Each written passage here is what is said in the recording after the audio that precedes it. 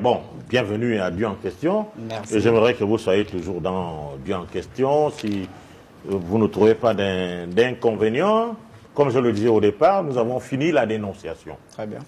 Nous avons fini tout ce que tu as dit dès le départ, partout.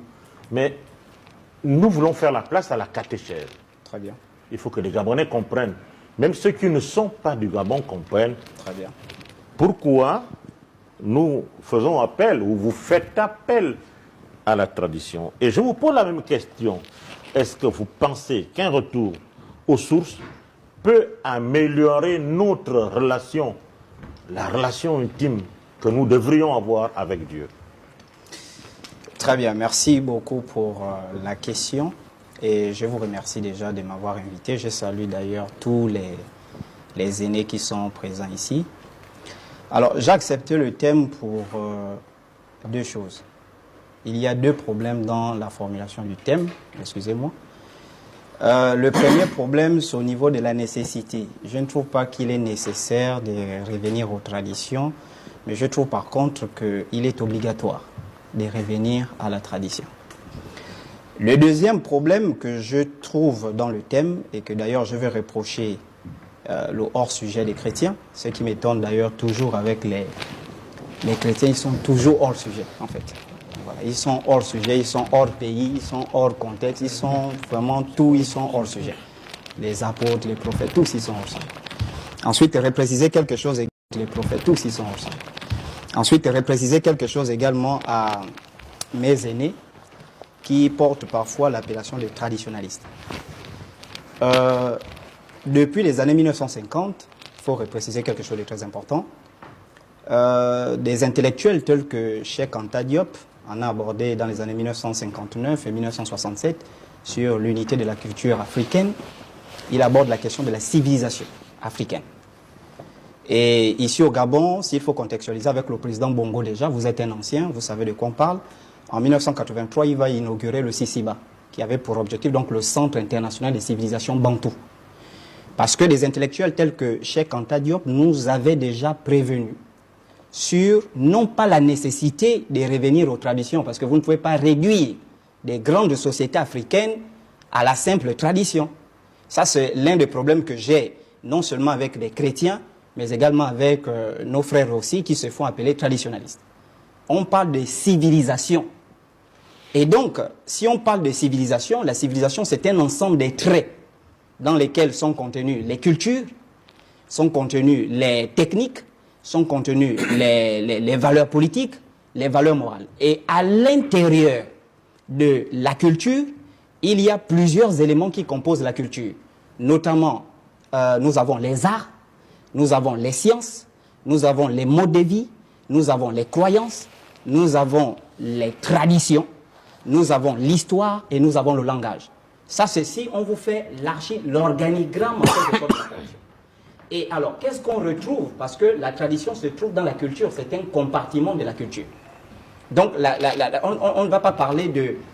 il faut revenir à la tradition. Non, il faut revenir à la civilisation africaine. Il faut revenir à nos civilisations bantoues, parce que la tradition n'est qu'un compartiment dans la culture.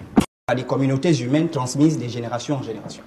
Et cette transmission se fait soit par écrit, mais à 99% par voie orale. Et donc, quelles sont les connaissances? Parce qu'il faut s'identifier d'abord dans la construction de la chose. Quelles sont les connaissances qui sont transmises dans les traditions? Il y a des us et coutumes et il y a des normes de comportement dans le mot connaissance. Dans les us et coutumes, nous avons des normes sociales, nous avons le droit coutumier, le droit bantou. Et ensuite, c'est ce droit-là, ces habitudes qui vont régir les comportements des hommes en société. Et dans les comportements, qu'est-ce que nous avons? Nous avons des comportements alimentaires, nous avons l'espérance de vie dans les comportements, nous avons le comportement, la maternité de la femme, la paternité, le comportement social de l'enfant, les comportements défensifs, les comportements agressifs, tout ce qui concerne. Et donc, dans les traditions, parce que je tiens quand même à interpeller certaines personnes, à faire la distinction, et je pense que si je me trompe, les éthologues, les anthropologues, les sociologues et les historiens vont me corriger, il faut quand même faire la distinction entre la tradition, la culture et la civilisation. Parce que lorsqu'on parle de retour aux sources, dans la tête des gens, ben, il faut retourner à la tradition. Et ils font la confusion entre tradition et croyance. Parce que nous, dans la civilisation bantou, nous avons des croyances. Et dans ces croyances, nous avons des croyances religieuses, des croyances non religieuses et des croyances philosophiques qui sont propres aux Africains. Tout à fait. Et c'est de cette croyance que nous, justement, nous devrions parler aujourd'hui. Voilà, c'est des croyances que nous devrions parler. Et c'est de ça qu'il s'agit. Et pas est-ce que retourner, parce que si on aborde la question d'une manière générale, très bien, on va aller se perdre dans tout ce qui... Sur le plan des croyances. Oui, sur le plan des croyances. Oui. Retourner à nos croyances pour s'approcher de Dieu ou garder les croyances importées. C'est comme je vous ai dit, Dieu a parlé à tous les peuples sur terre. Il n'y a pas un peuple qui a été choisi pour dire, bon, ça c'est le peuple juif, c'est ce peuple avec qui je vais travailler, comme il est écrit dans la Bible, hein, la Bible des chrétiens, si vous donnez au pasteur, il est écrit, il a d'abord choisi les juifs, il est venu, les juifs l'ont rejeté et il s'est tourné vers les Africains comme, bon, nous on est des cons quoi, on n'a rien à faire. Et puis, voilà, Dieu, oui, excusez-moi, Dieu choisit un peuple, quand le peuple là refuse de pratiquer certaines choses avec lui, il s'est dit, bon, je vais aller là-bas, il y a des Gabonais, je vais aller me réfugier là-bas. Qu'est-ce qu'il faut comprendre de façon simple? Dans notre civilisation bantou, nous avons des croyances. Et dans ces croyances, nous croyons en Dieu. Est-ce que vous comprenez? Dieu existe. Et donc, il est obligatoire de revenir à cette croyance qui est authentique. D'ailleurs, comme le grand frère disait ici, on ne peut pas prétendre adorer Dieu avec les traditions des autres. Il parlait bien, quand vous prenez la Bible, 99% ce sont les traditions du peuple juif. Mais les traditions africaines sont plus puissantes que les traditions qui sont contenues dans le peuple juif, dans la Bible juive. Et d'ailleurs, beaucoup de leurs hommes de Dieu en ont cité. Je vais citer William Branham, que vous connaissez énormément. Ici, il y a plus que Salomon. William Branham va dire que les valeurs africaines sont 1000 fois plus supérieures que les valeurs du christianisme. Et donc, si parmi leurs prophètes, il y a des gens qui se prononcent pour dire les valeurs africaines sont supérieures à nos valeurs, pourquoi nous, Africains, on ne va pas retourner à ces croyances-là? Et donc, ce n'est qu'en se rapprochant de nos croyances, en nous imprégnant de nos croyances, qu'on pourra développer l'Afrique. Pourquoi? Je répète, si spirituellement nous sommes morts, il n'y a pas un impact positif. Le grand frère disait ici, la prostitution spirituelle. Je prends un exemple. J'ai posé la question à l'un de mes étudiants un jour qui est venu me voir, il m'a dit, vraiment j'ai des problèmes. J'ai des problèmes spirituels. À chaque fois que j'ai envie de quitter chez moi, je n'arrive pas. Je lui ai posé la question, tu as quel âge? Il m'a dit, j'ai 30 ans. Je lui ai posé la question, est-ce que tu es chrétien? Il m'a dit, oui, je suis chrétien. J'ai dit, quel est ton modèle dans la Bible? Il m'a dit, Abraham.